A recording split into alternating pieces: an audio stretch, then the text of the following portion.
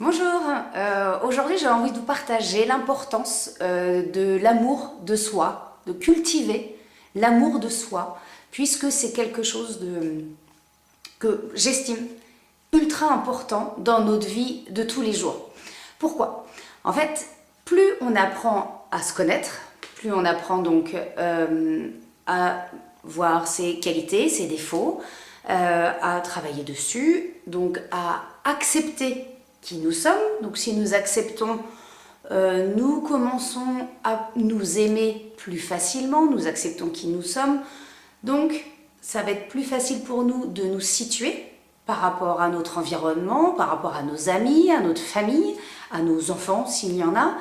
Et ça permet de vivre beaucoup plus sereinement, de poser nos limites et de dire oui ça, ok, j'y ai réfléchi, je suis pas d'accord, là ça me gêne ce que tu dis parce que ça touche une de mes convictions ou un de mes ressentis. En fait, l'idée c'est pas d'être je suis tellement ok avec moi que ce qui se passe autour de moi, j'en ai rien à faire. Non, c'est pas le cas. Le cas, c'est juste de savoir ce qui est bon pour moi dans ma vie de tous les jours. Ce qui est bon pour moi, c'est-à-dire ce que je mange, ce que je bois, ce que je fais, ce que je dis, ce que je ressens, parce que je suis responsable de ce que je dis et de ce que je fais. Et des gens que je vois, de la vie que j'ai, j'en suis responsable. Donc, je définis ces limites-là et ensuite, on appelle ouverture d'esprit, c'est-à-dire que je pense que ça c'est bon pour moi. S'il y a quelqu'un d'autre qui vient me dire mais non, c'est n'importe quoi, ça serait meilleur pour toi. Mais qui es-tu toi pour savoir mieux que moi ce qui est bon pour moi? Personne, il n'y a que moi. Alors par contre, l'ouverture d'esprit est que j'écoute ce que tu me dis, c'est intéressant, je vais noter et je vais y réfléchir aussi. C'est ne pas se fermer la porte et c'est de pouvoir écouter l'autre, de l'accepter tel qu'il est et d'écouter et d'entendre et pas forcément de réagir. C'est-à-dire, du coup, de ne pas être dans l'émotionnel, c'est-à-dire on connaît nos émotions, on sait. Les émotions, c'est si je suis en colère à une réaction de quelqu'un en face, puisque c'est ça, c'est un stimulus d'une réaction de quelqu'un d'en face, parce qu'en fait, il a touché quelque chose de mon besoin à moi. Moi, mon besoin, c'est de me protéger, ou d'être aimé, ou d'aimer. Si on vient me dire que non, t'as pas le droit, bah, je me mets en colère, par exemple. C'est un exemple parmi tant d'autres, mais je suis en colère. Ça veut dire que, attends, je suis en colère parce que tu ne prends pas en compte le besoin que j'ai moi. Donc oui, je suis en colère. Mais j'ai le droit aussi d'être en colère. Une colère, les émotions sont là pour nous indiquer ce qui est bon ou pas pour nous. C'est on a déposé nos limites autour de nous. Donc si on vient taper dans ces limites-là, on réagit. Alors ça dépend si ces limites sont bien posées ou pas, si on en est conscient ou pas. Et c'est en fonction de ça que les émotions vont réagir, en fonction de l'expérience et des gens qui nous entourent. Si j'ai de la colère, c'est que mon besoin de me faire entendre ou aimer ou respecter ce n'est pas respecté. Donc je suis en colère. Mais ça peut être une bonne colère, une colère positive. C'est ok, j'ai le droit d'être en colère, tout le monde a le droit d'être en colère. Maintenant, je ne suis pas en colère pour faire mal aux autres, je ne suis pas en colère pour me faire du mal à moi-même. Je suis en colère parce que toi, en face de moi, tu ne m'as pas entendu, tu n'as pas compris. Peut-être que je me suis mal exprimée.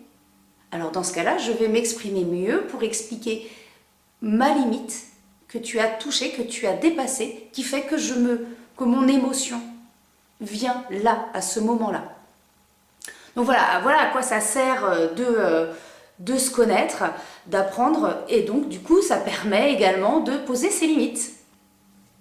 Alors ça c'est en tant qu'adulte, on est responsable pour ça. Et effectivement, pour apprendre à se connaître souvent, alors c'est pas souvent, c'est que ça vient de l'enfance. L'enfance, c'est là où en fait, quand nous sommes enfants, on est nature. On est innocent, comme on souvent le dit, un enfant c'est la bouche d'un innocent, donc c'est la vérité. Et un enfant est complètement pur. c'est notre entourage, notre famille, nos amis, les amis de nos parents, l'endroit où on vit qui fait que notre être commence à se forger. Et c'est ce qui fait que, en fonction de l'entourage et en fonction de ce qu'on vit, on va plus ou moins bien grandir et on va plus ou moins être bien à l'aise avec soi-même. On va avoir des bonnes bases. Si on part, c'est comme une fondation de maison. Si la fondation, elle est bien posée, dans la vie, ce sera plus facile. Pour lorsqu'il y aura des défis dans la vie, lorsqu'il y aura des difficultés, eh bien, on aura les bases saines, donc ce sera plus facile de réagir.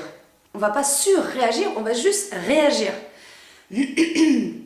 Par contre, si les bases ne sont pas claires dès le début, si il manque peut-être de l'amour, si on a été abandonné, si on a été abusé physiquement, psychologiquement, eh bien, toutes ces bases-là ne sont pas saines.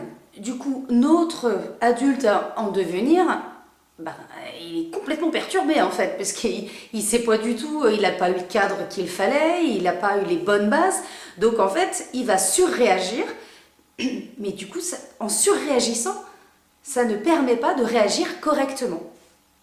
Donc voilà, maintenant, nous, en tant qu'adultes, on sait qu'il y a eu certainement des choses. C'est notre responsabilité à nous d'en prendre conscience, de se dire « Ah ouais, ok, moi, pendant mon enfance, il m'a manqué ça, ça et ça. Par contre, j'ai reçu ça.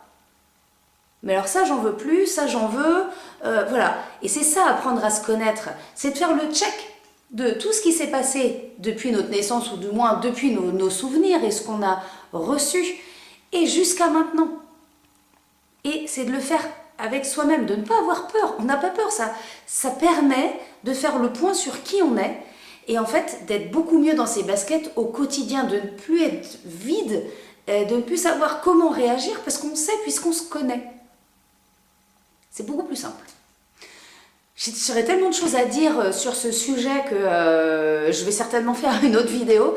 Mais en tout cas, voilà, c'est le partage que j'avais envie de vous faire. Les questionnements aussi que j'ai envie de vous amener à prendre conscience et à tester. Allez, essayez, posez-vous ces questions. Ça va pas changer le cours de votre existence demain. Ça va vous permettre de, petit à petit, de vous permettre de vous centrer, d'être aligné avec qui vous êtes. Voilà. Eh bien écoutez, avec tout ça, je pense que je referai une autre vidéo plus tard. Et écoutez, je vous souhaite une belle journée et surtout, prenez bien soin de vous. À bientôt. Au revoir.